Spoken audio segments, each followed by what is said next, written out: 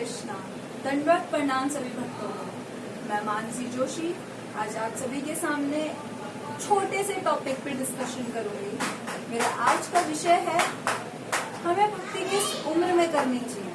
ऐसी कौन सी उम्र है, ऐसी कौन सी एज है जिस एज में हमें भक्ति करनी चाहिए। तो 3 तरह की एज जो मानी जाती है, ओल्ड एज, बुढ़ापा, जवानी और बचपन। क्या हमें भक्ति बचपन में करनी चाहिए, क्या हमें भक्ति बुढ़ापे में करनी चाहिए, या क्या हमें भक्ति जवानी में करनी चाहिए। लोगों का मानना है कि भक्ति जो है वो बुढ़ापे में करनी चाहिए, बट नहीं, भक्ति किसी भी एज में करनी चाहिए। भक्ति की कोई एज नहीं होती, ठीक है। भक्ति की कभी भी कोई एज नहीं होती। भक्ति हमें कोई भी एज में, किसी भी समय, किसी भी टाइम, कभी भी हम भक्ति कर सकते हैं। तो जैसे कि मेरे खुद के रिलेटिव्स मेरे को बोलते हैं कि यार अभी ये तेरी कोई उम्र नहीं है भक्ति करने की, मौज कर, मस्ती कर, ये कर, वो कर, ऐसा कर, वैसा कर। बट नहीं, उनका मानना है कि जो भक्ति है वो बुढ़ापे में करो। बट मेरा मानना ऐसा कुछ नहीं है, क्योंकि बुढ़ापे के टाइम क्या होता है, ना हमारे पेट में आग, ना मुंह में दांत, हाथ से माला लड़खड़ाएगी। क्या हमें भक्ति तब करनी चाहिए? नहीं, भक्ति की कोई सीमा नहीं होती। हम भक्ति किसी भी एज में कर सकते हैं। तो मैं आपसे एक प्रश्न करूंगी कि ओल्ड एज क्या होता है। ओल्ड एज की छोटी सी डेफिनेशन। ओल्ड एज, लोगों का मानना है ओल्ड एज होता है कि जब बूढ़े, मतलब ओल्ड एज मतलब बुढ़ापा, मतलब जब हमारे बाल सफेद हो जाए तो वो बुढ़ापा है। जब मुंह के दांत टूट जाए तो वो बुढ़ापा है। कान कम सुनना लग जाओ तो वो बुढ़ापा है। आंख कम देखने लग जाओ तो वो बुढ़ापा है। तो मेरा कहना ये है कि आजकल तो छोटे छोटे बच्चे, इस कलयुग में छोटा पैदा हुआ वो बच्चा कान नहीं सुनता, क्या वो बूढ़ा है? नहीं। छोटे छोटे बच्चे आंख नहीं देखते, क्या वो बूढ़ा है? क्या उसे बुढ़ापा आ गया? नहीं। छोटे छोटे बच्चों के बाल सफेद हो जाते हैं, क्या वो बूढ़े हैं? नहीं। छोटी सी डेफिनेशन जो मैं आपको दूंगी बुढ़ापे की, ओल्ड एज की, वो है कि जब मृत्यु के निकट, बिल्कुल जो मृत्यु के निकट हो, वो बुढ़ापा है, वो ओल्ड एज है। ओल्ड एज ये नहीं कि बाल सफेद हो गए, बूढ़े हो गए, दांत नहीं है, बूढ़े हो गए, ये ओल्ड एज नहीं। जब मृत्यु के बिल्कुल निकट आ जाओ, ये बुढ़ापा है। The one who is very near to death is called old age. अब बहुत से लोग बोलते हैं कि मृत्यु के निकट कब आते हैं। अब मृत्यु का तो कोई समय है नहीं। अब मृत्यु आपको टाइम देगी तो नहीं। मृत्यु आपको ये तो नहीं कहेगी कि भाई मैं इस टाइम आऊंगा, इतने बजे आऊंगा और इस जगह आऊंगा। ऐसा तो मृत्यु कभी बोलती नहीं। मृत्यु किसी भी समय, किसी भी टाइम, किसी भी जगह आ सकती है। अभी मैं यहाँ बैठ के लेक्चर दे रही हूँ, क्या पता मेरे को मृत्यु अभी मुझे लेने आ जाए। ऐसा नहीं है कि मृत्यु मुझे अभी लेने आए, 20 साल बाद आए, 20 दिन बाद आए, 2 दिन बाद आए, अभी आए। मृत्यु का कोई समय नहीं। मैं आपको एक छोटा सा एग्जांपल दूंगी। जैसे कि मेरी एक फ्रेंड थी, मंदिर की एक फ्रेंड थी, वो मंदिर आती थी। उसका मानना ये था कि जब तक वो मंदिर आती है तब तक उसका मन बिल्कुल भक्ति में लगा रहता है। उसका मानना ये है कि जब वो मंदिर आती है तब तक उसे ऐसा लगता है कि हाँ मैं भक्ति कर रही हूँ, मेरे को उसे भक्ति से बहुत लगाव हो जाता था, ठीक है। भगवान से इतना लगाव हो जाता था कि वो जिस दिन मंदिर आती थी उस दिन वो 16 माला करती थी। लेकिन जैसे ही वो मंदिर से बाहर निकलती थी, बाहर के लोग जब उसे बोलते थे कि यार ये तेरी एज है क्या, तू ये माला हरे कृष्णा लगी हुई है, छोड़ ना यार, गाने सुन, ये कर, ऐसा कर, वैसा कर। तो वो बाहर जाके फिर वही शुरू हो जाती थी। कोई भक्ति नहीं, कुछ नहीं, प्याज, लहसुन, चिकन, मटन सब खाने लग जाती थी। फिर वो 2 दिन बाद मंदिर आती, फिर वो हरे कृष्णा का जप करती, फिर मुझे बताती कि यार ऐसा ऐसा हुआ था, मेरे को लोग बाग ऐसे कह रहे थे तो मैंने ऐसा किया।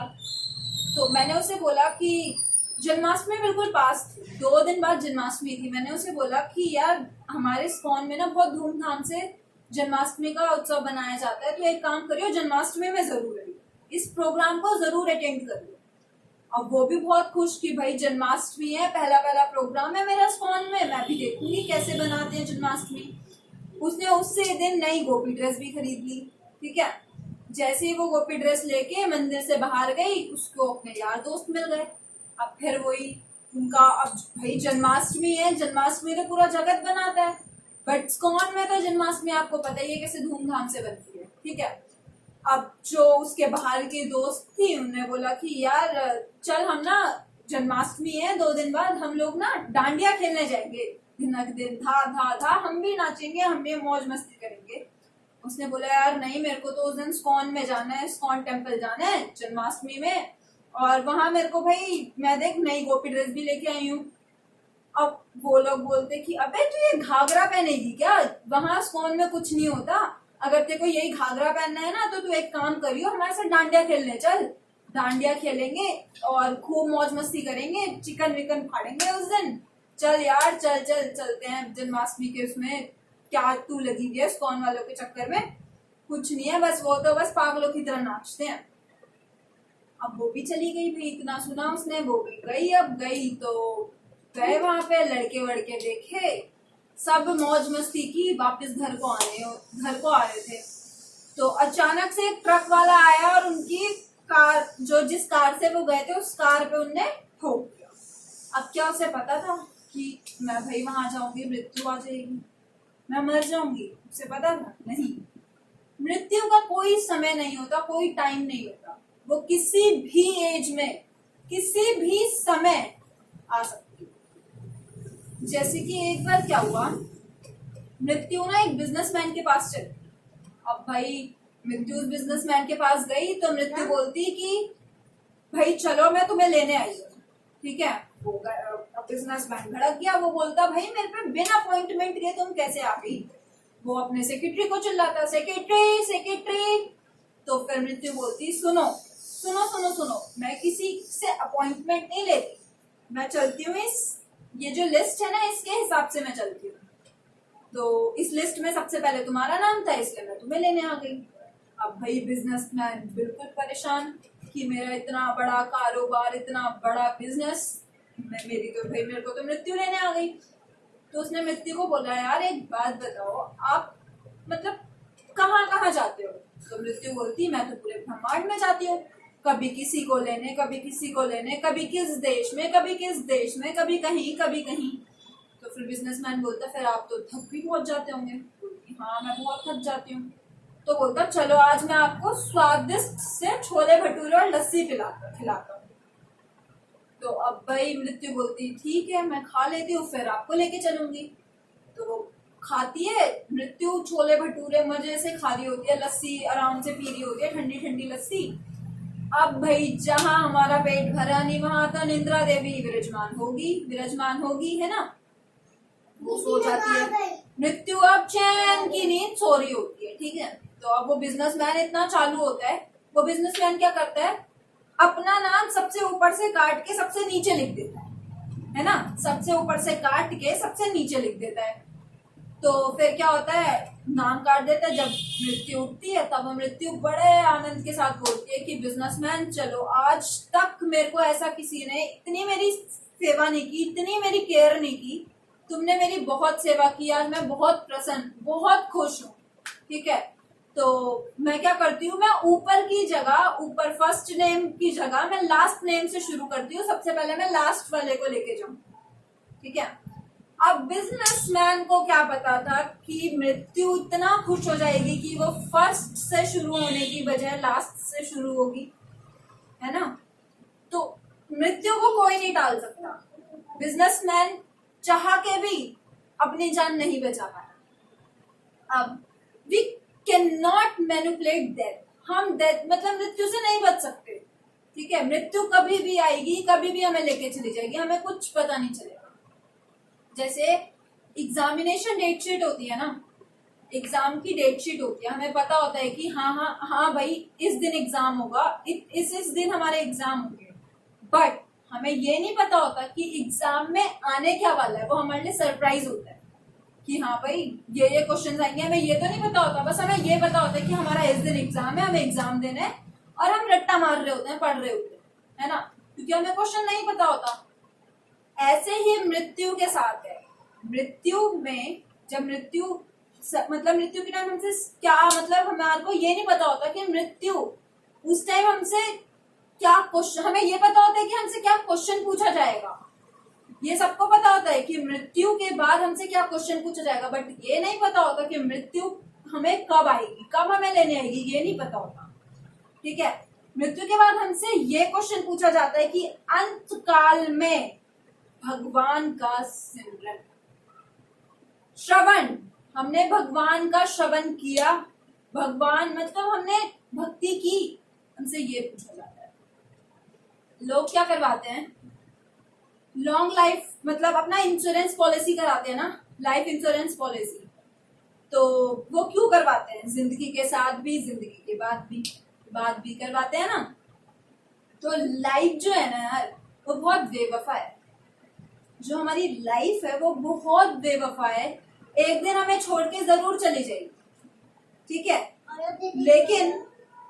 लेकिन जो मृत्यु है ना वो बहुत वफादार है, वो एक दिन जरूर आई। ठीक, तो मेरा बस कहना ये है, मैं यहाँ मैं किसी की बुराई नहीं कर रही, ठीक है, मैं किसी की बुराई नहीं करना चाह रही, मेरा कहना बस ये है, अगर कोई इंसान भक्ति कर रहा है ना तो उसे अपनी भक्ति में ही आगे बढ़ना चाहिए और किसी का कुछ भी ना सुने, क्योंकि आजकल इस कलयुग में ऐसे बहुत से लोग हैं, बहुत से भी ज्यादा बहुत से लोग हैं जो आपकी भक्ति के बीच में आएंगे, आपको बहुत ज्यादा भक्ति से निकालने की कोशिश करेंगे, क्योंकि वो उस भक्ति में नहीं आ पाएंगे, उनको ऐसा मौका नहीं मिला अभी, बट ये मौका आप अपने हाथों से गवा देंगे। ठीक है, ऐसे मेरी लाइफ में भी हुआ है, मेरे को भी मेरे खुद के अपने रिलेटिव्स मेरे को बोलते हैं कि यार ये तेरी क्या उम्र है भक्ति करने की, ये कोई भक्ति करने की उम्र है, अपने दोस्तों से सीख, शॉर्ट्स पहन, ये क्या चुन्नी ओढ़ती है, क्या घाघरा चोली पहन के लंबा सा तिलक लगा के पहुंच जाती है, मत कर ऐसा, कुछ नहीं कर पाएगी तू ऐसे करके। मेरा मानना ये है कि आप लोग भक्ति खुद नहीं कर सकते तो कम से कम किसी की भक्ति तो खराब ना करें। या मैं किसी की बुराई नहीं कर रही, मैं क्षमा चाहती हूँ अगर आप लोगों को ये गलत लगे, लेकिन बस मेरा मानना यही है कि आप लोग भक्ति नहीं कर सकते तो कृपया करके किसी की भक्ति खराब मत करिए। बस मैं अपनी वाणी को यही विराम देते हुए, हरे कृष्णा।